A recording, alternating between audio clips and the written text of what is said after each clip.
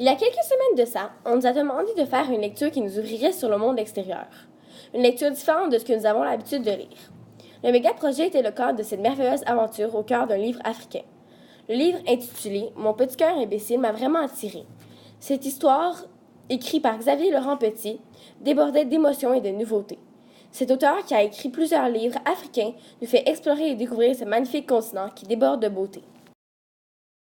À tous les matins, Sisanda, une jeune fille de 9 ans, se réveille dans sa keja et doit compter les battements de son cœur.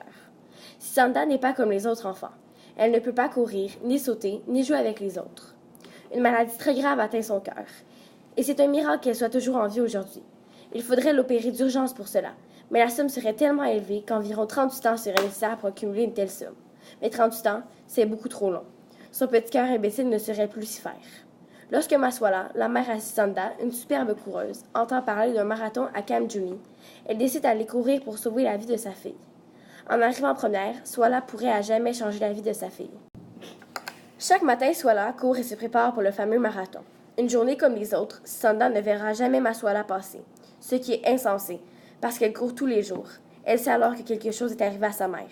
Plus tard, ils découvriront que lors de sa course, elle s'est fait piquer par un scorpion, et qu'elle ne sera sûrement pas rétablie à temps pour la course. Qu'arrivera-t-il? Swala sera-t-elle rétablie à temps pour la course? Les kejas sont de petites maisons africaines comprenant une seule pièce qui sert à la fois de cuisine, de chambre et d'abri contre le soleil. Les briques des kejas sont réalisées à base de terre et de paille. La toiture est faite de bambou et de chaume. Elle est conçue de façon circulaire et espacée d'environ 1 mètre. Dans mon histoire, la keja est le seul endroit où Sisanda peut aller se réfugier pour se cacher des autres et des vents qui pourraient la tuer. L'hôpital est dans un état miteux et délabré. Les hôpitaux sont rares à trouver et très souvent loin de la keja. Plusieurs personnes sont dans la même salle et souvent, un seul docteur s'occupe d'une dizaine d'enfants en même temps. Sisanda doit se rendre à l'hôpital chaque année pour son cœur. 6 heures de route est nécessaire pour s'y rendre. L'hôpital est dans un piteux état. C'est alors à l'hôpital qu'elle apprend qu'1 million de kels est nécessaire pour opérer Sisanda. C'est en allant à ce marathon que Swala court pour la vie de Sisanda. Elle est arrivée première pour pouvoir payer l'opération qui pourrait lui sauver la vie. Mais les coûts sont trop élevés, et seule la course qui lui rapporterait 1,5 million de kels serait nécessaire pour payer celle-ci. Le gagné est l'aliment de base traditionnel de l'Est de l'Afrique. Il est essentiellement constitué de farine, de cacao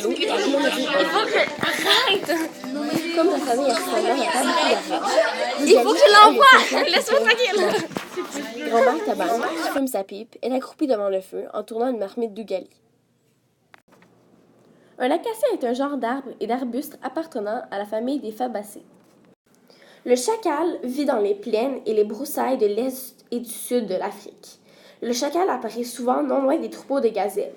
Il sait s'adapter à toutes les situations et partager ses proies avec plusieurs autres prédateurs. Sisanda habite dans les collines du Kenya, alors elle entend souvent les chacals chasser et parfois elle en voit de très proches. Le niébé est un des plus importantes légumineuses cultivées en Afrique. De plus, les beignets et les galettes de niébé sont une tradition pour eux. Sisanda regarde souvent grand-mère aplatir une à une les galettes de niébé qu'elle fait ensuite frire dans l'huile. Le figuier est un formidable arbre fruitier au feuillage tout à fait original et aux fruits tout à fait délicieux qui se nomme la figue. Pour faire leur fromage, Maswala et Oncle Benya finissent de traire les vaches et ajoutent quelques gouttes de sève de figuier dans le lait et le laissent cailler pour ensuite le vendre le lendemain matin. Ce livre, haut et riche en émotions, m'a vraiment attiré. Il m'a sensibilisé à la réalité des Africains. Plusieurs d'entre eux vivent dans la maladie et dans la misère. Je conseillerais ce livre aux lecteurs sensibles et altruistes. Bonne lecture!